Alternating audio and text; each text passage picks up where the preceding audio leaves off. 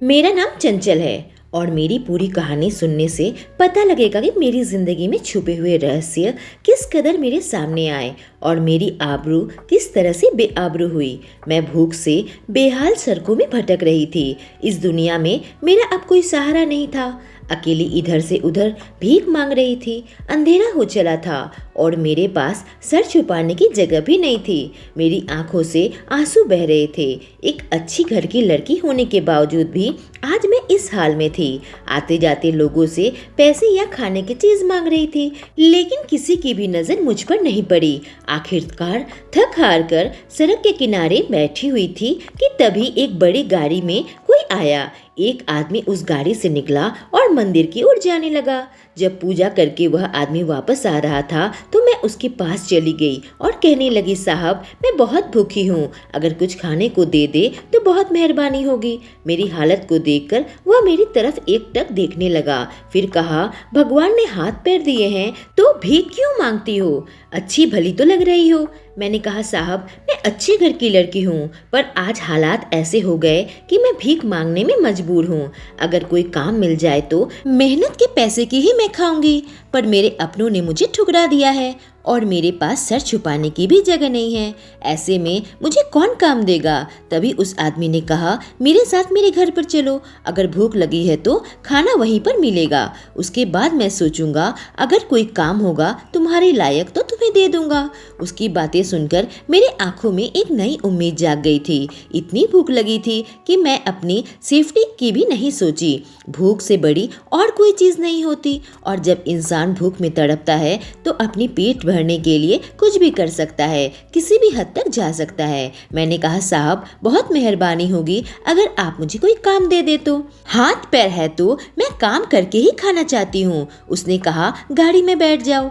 भीख मांगते मांगते मेरी हालत बहुत खराब हो रखी थी। महंगी साड़ी पहनने के बावजूद भी एकदम गंदी हो गई थी। धूल मिट्टी से मेरा चेहरा और हाथ पैर गंदा हो रखा था। साहब बड़ी गाड़ी लेकर चलने लगे, लेकिन मेरे दिल की धड़कन तब तेज हो गई जब गाड़ी शहर से बाहर निकल गई। अब मुझे लगने लगा कि मैं मुसीबत में हूँ। यह जरूर कोई खराब आदमी होगा और मुझे गंदी जगह पर बेच देगा। भूख के चक्कर में मैं कहाँ फंस गई थी। मैं भगवान से प्रार्थना कर रही थी कि मेरी इज्जत बचा ले। मैं उस आदमी पर विश्वास करके यहाँ आ गई थी। फिर वह मुझे शहर से बाहर कहाँ लेकर जा रहा है? लेकिन शहर से बाहर एक बंगले के पास आकर गाड़ी रुक गई।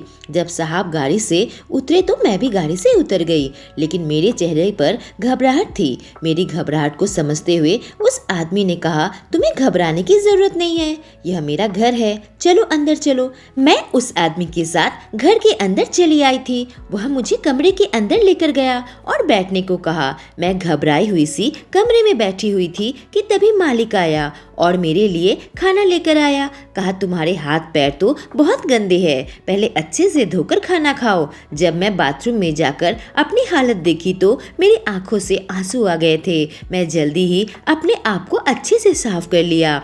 फिर बाहर निकलकर खाने पर ऐसी टूट पड़ी जैसे कि न जाने कितने सालों की भूखी हूँ। खाना खाने के बाद मैं खाने की थाली सही जगह पर रख दी और हाथ धो लिए थे कि तभी वह आदमी आ गया और मेरे लिए एक नई साड़ी लेकर आया। कहा, इसे पहन लो। मैंने अपने गंदे कपड़े उतारकर अच्छे कपड़े पहन लिए थे और नहाकर साफ सुथरी हो गई थी। अब वह आदमी मुझे अपने पास बुलाया।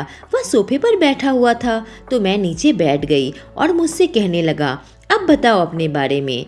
ऐसे ही तो मैं किसी को काम पर नहीं रख सकता, उसके लिए तुम्हारा बैकग्राउंड चेक करना जरूरी है। उसकी बात सुनकर मैंने कहा, साहब मैं अच्छी घर की लड़की हूँ। और उसके बाद मैंने अपनी कहानी उन्हें बताना शुरू किया। 2 साल पहले ठीक आज के दिन ही मेरी शादी थी। मेरे दोनों भाई जो मेरे चाचा के बेटे थे, उन्होंने मिलकर मेरी शादी तय कर दी थी और अपने पसंद के लड़के से मेरा रिश्ता बांध दिया था। मैं तो गाँव में पली बड़ी हूँ, पर वह लड़का शहर में रहता था और मुझसे शादी करके वह मुझे शहर ले जाना चाहता था। शहर जाने के लिए मैं अंदर ही अंदर बहुत खुश हो रही थी। मेरे मम्मी पापा और चाचा चाची बीमारी का शिकार होकर चल बसे थे, तो उनके मरने के बाद मेरे दोनों चचेरे भाइयों ने मिलकर मुझे बहुत ही लाड प्यार से बड़ा किया और मैं घर की सबसे छोटी हूँ। मेरे बड़े भैया गांव के सरपंच है और उनके गांव में बहुत इज्जत है। हमारे गांव में ढेर सारी जमीन है और हमारे पास पैसों की कोई कमी नहीं है। शादी करके मैं अपने ससुराल आ गई थी। मेरे पति घर पर अकेले ही रहते थे और उनकी माँ और बाकी परिवार गांव में रहते थे।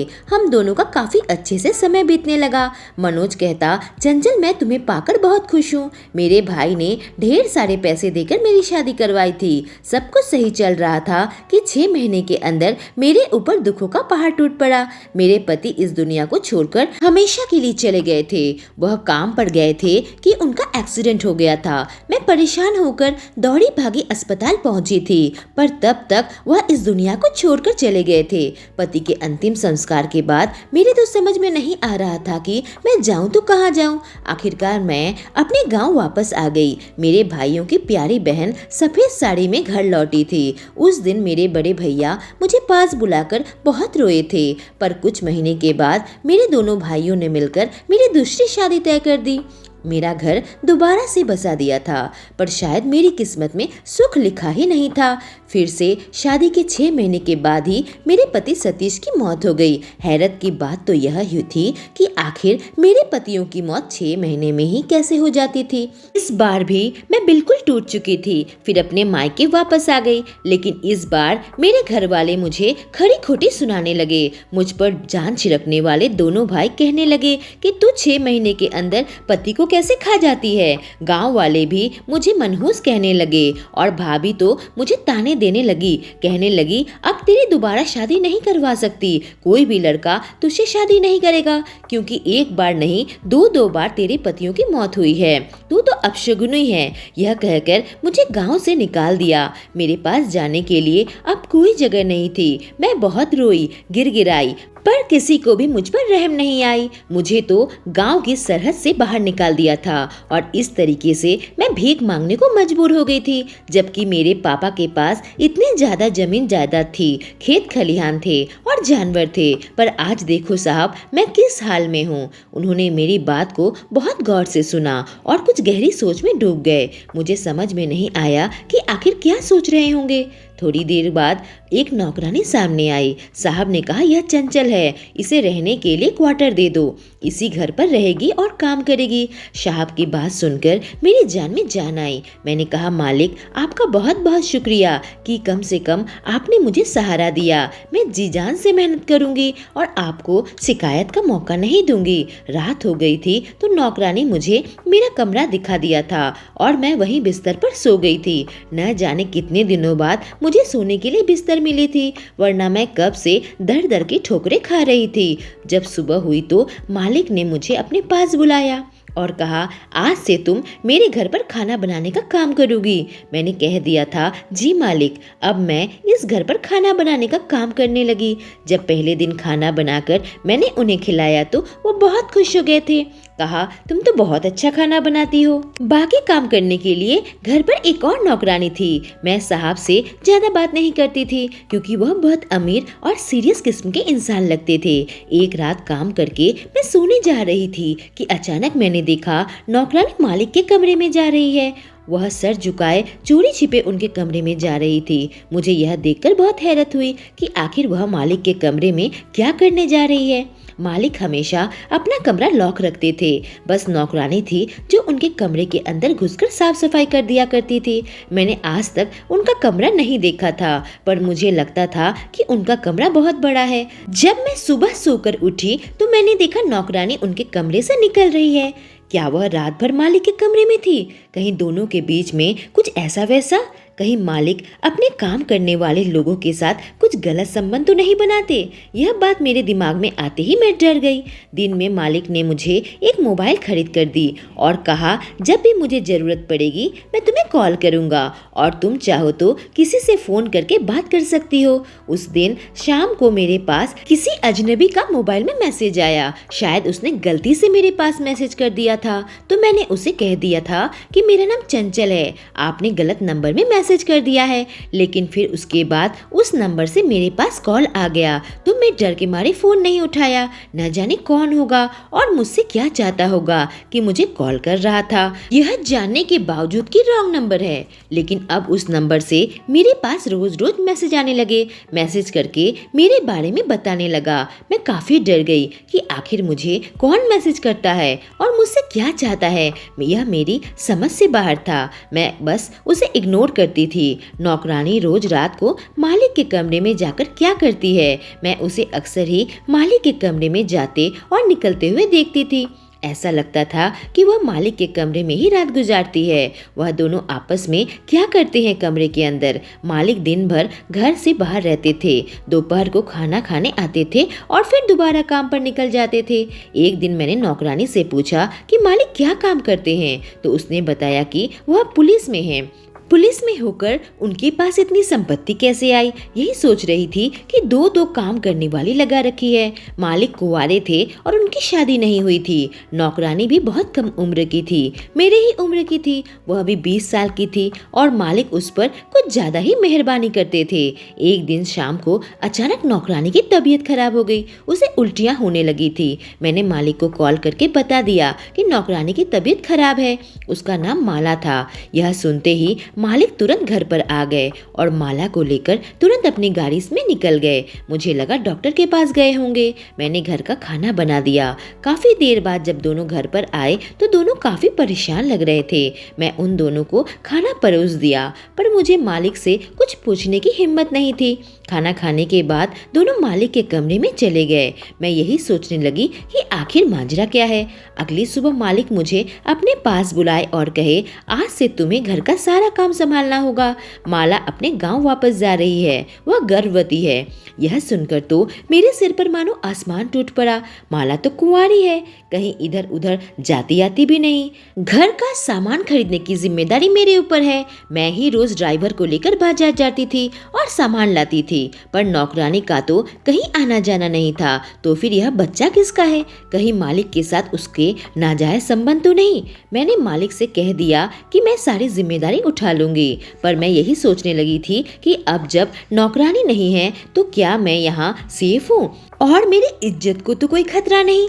जब माला चली गई तो मैं अकेली रह गई थी। दिन भर तो मैं काम में बिजी रहती थी, लेकिन मुझे बहुत अकेलापन महसूस होने लगा था। अब जब भी अननोन नंबर से मेरे पास मैसेज आता तो मैं उसे रिप्लाई करने लगी थी। हम दोनों के बीच में चैटिंग शुरू हो गई थी। वह मुझे तरह तरह की बातें करता और मुझे मेरे बारे में पूछता। हैरत की बात तो यह थी कि उसे मेरे गाँव के बारे में, मेरे पतियों के बारे में काफी कुछ पता था। जब मुझे नहीं जानता तो मेरे बारे में इतना सब कुछ उसे कैसे पता। मैं इधर की बातें उससे कभी नहीं कहती थी कि कैसे हमारी नौकरानी माला प्रेग्नेंट हो गई, और मैं उसके बारे में पूछा तो उसने कहा इस शहर में नौकरी करता है और उसके घर पर कोई भी नहीं है। उसने कहा था कि वह मुझसे मिलना चाहता है, पर मैं इस बात से ना करती थी। मेरे लिए चैटिंग बस टाइम पास था। मुझे मालिक पर शक होने लगा कि कहीं मालिक भी मुझसे चैट तो नहीं करते, क्योंकि जब भी मेरे पास मैसेज आता था तो वह अपना मोबाइल लेकर बैठे रहते थे। शायद उनके पास कोई और नंबर हो जिससे वो मेरे साथ चैटिंग करते होंगे, क्योंकि माला चली गई है। हो सकता है उनकी बुरी नज़र मुझ पर हो। अब मालिक के कमरे की सफाई मैं करने लगी। एक दिन सफाई करते वक्त मेरे हाथ में एक फाइल गिर गई, लेकिन जैसे ही मैं फाइल के कागजों को दोबारा उठाने लगी तो उसे देखकर मेरे पैरों तले से जमीन निकल गई, क्योंकि उसके अंदर मेरे पहले पति मनोज की तस्वीर थी। मालिक न आ जाए इसी डर से मैं सारे कागजात देख न पाई, पर मैं यही सोचने लगी थी कि उसके अंदर मेरे पति की तस्वीर क्यों आई। मनोज के साथ मालिक का क्या वास्ता, वह तो मर चुका है। अगले दिन मैं उनके कमरे की सफाई कर रही थी तो मुझे उनके कमरे में एक डायरी नजर आई। यह वही डायरी थी जिसमें मैं पहली बार जब इस घर पर आई थी तो उन्होंने मुझे मेरा एड्रेस लिखकर देने को कहा था। मैंने अपने गांव का पता उस डायरी में लिख दिया था। मैं उस डायरी को पढ़ने के लिए जैसे ही खोलने गई तभी मुझे मालिक के कमरे में आने की आहट आई। मैं जल्दी से अपना उस डायरी को छोड़कर काम में लग गई थी। जब मैं रात में अपने कमरे में सो रही थी, अचानक एक बुरा सपना देखकर मेरी नींद खुल गई। लेकिन मेरे पैरों तले से जमीन तब निकल गई जब मैं अपने सामने मालिक को खड़ा पाया। वह मेरे सामने खड़े होकर मुझे देख रहे थे। मुझे जागता हुआ देखा तो वह बिल्कुल ही घबरा गए। मैंने कहा, मालिक, आप इतनी रात को मेरे कमरे में क्या कर रहे हैं? तभी ध्यान आया कि मुझे अपने साड़ी का पल्लू ठीक करना है, तो मैं जल्दी से अपने साड़ी का पल्लू ठीक कर लिया। मालिक ने कहा, मुझे तुम्हारी आवाज आ रही थी, तभी मैं उठकर आ गया। तुम नींद में बड़बड़ा रही थी। मुझे लगा वह झूठ बोल रहे होंगे, पर मैंने कहा, मालिक, मैं बुरा सपना देख रही थी। मेरा और मालिक का कमरा बहुत दूर दूर है। अगर मैं नींद में बड़बड़ा भी रही थी तो वह मेरी आवाज सुन नहीं सकते। जरूर उनकी नीयत में कोई खोट है, तभी वह यहाँ पर आ गए थे।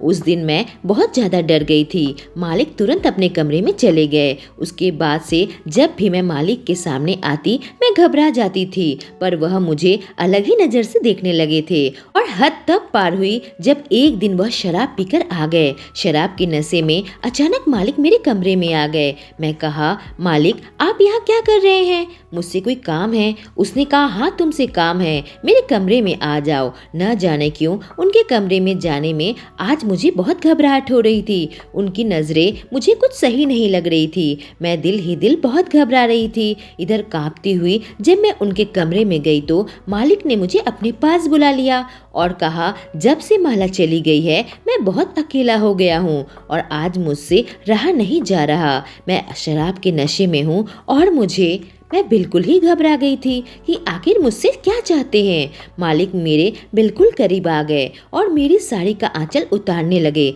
मैंने कहा, मालिक, आप क्या कर रहे हैं? पर उन्होंने मेरी एक न सुनी और उस रात नशे में उन्होंने मुझे अपने हवस का निशाना बनाया। कहा, बहुत दिनों से तुम्हें पाना चाहता था और तुम्हारे लिए मैं तड़प रहा था। तुम्हें इतने सारे मैसेज भी किया, पर तुम मेरे जाल में फंसने को तैयार ही नहीं थी। मेरे समझ में आ चुका था कि वह सारे मैसेज मालिक ही किए थे। पूरी रात मालिक ने मेरे साथ गलत काम किया। जब सुबह हुई तो मैं बहुत रो रही थी। मैंने मालिक से कहा, यह नशे में आपने क्या कर दिया? मैं तो आप पर भरोसा करके इस घर पर आई थी और आपने मेरी इज्जत इस तरह मिट्टी में मिला दी। आपकी वजह से माला आज गर्भवती है और आप मेरे साथ ऐसा क्यों किया? आप तो पुलिस में हो ना, आपकी जिम्मेदारी थी कि मेरी इज्जत की हिफाजत करो, पर आज तो रक्षक ही भक्षक बन गया। मालिक ने कहा, माला गर्भवती जरूर है, पर वह मेरा बच्चा नहीं है। मैंने उसके साथ कभी भी कुछ गलत नहीं किया, बल्कि माला तो एक तवायफ थी जिसे मैं इस घर पर लेकर आया था ताकि उसे सहारा मिल जाए। पर यहाँ आकर उसने ड्राइवर के साथ संबंध बना लिए थे। मैं हर रात उसे कमरे में बुला बुलाकर वह समझाता था, पर वह समझने को तैयार नहीं थी और इसी वजह से मैं माला को काम से निकाल दिया और ड्राइवर को भी काम से निकाल दिया ताकि उन्हें जो मर्जी में आए करे, पर मेरे सामने न करे। तुम्हारे साथ जो कुछ भी मैंने किया वह मुझसे गलती हुई, पर मैं तुम्हारे बारे में सब कुछ पता लगा लिया है, तुम्हारे दोनों पतियों के बारे में और उनकी मौत के बारे में। तुम्हारी बात सुनने के बाद से ही मुझे शक हो गया था और मैं इस केस की इन्वेस्टिगेशन शुरू कर दी थी। तुम्हारे पतियों की मौत नहीं हुई, बल्कि उनको मारा गया और तुम्हारे दोनों भाइयों ने उन्हें मारा। यह बात सुनकर तो मेरे पैरों तले से जमीन निकल गई। मैंने कहा, पर मेरे भाई तो मुझ पर जान छिड़कते थे, वह मेरा घर क्यों उजाड़ेंगे? उन्होंने कहा कि तुम्हारे हिस्से की संपत्ति को हड़पने के लिए तुम्हें अपशगुनी कहकर गाँव से निकाल दिया था कि तुम्हारे हिस्से की जायदाद को वह हड़प सके, पर तुम्हारे दोनों भाइयों को पुलिस अरेस्ट कर चुकी है। अब मैं कार्रवाई करवा रहा हूँ ताकि तुम्हारे हिस्से की जायदाद तुम्हें मिल जाए। मालिक की मेहनत से मेरे हिस्से की जायदाद मुझे मिल चुकी थी, जिसे मैंने बेच दिया था और पैसे को अपने अकाउंट में ले लिया था, क्योंकि मैं गांव वापस नहीं जाना चाहती थी। मालिक ने मुझसे कहा, क्या तुम मुझसे शादी करना चाहोगी? क्योंकि तुम अपशगुनी नहीं हो। मैं तुम्हें पहली नजर में ही पसंद कर लिया था और इसी वजह से तुम्हें अपने घर पर ले आया था। मैंने रोहित से शादी कर ली और अब मालिक की जगह पर मैं उन्हें रोहित ही बुलाती हूँ और उनके साथ अपनी बाकी की जिंदगी गुजारी। दोस्तों, अगर आपको ये कहानी पसंद आई हो तो चैनल को सब्सक्राइब करें और बेल आइकॉन को प्रेस करें। Thank you.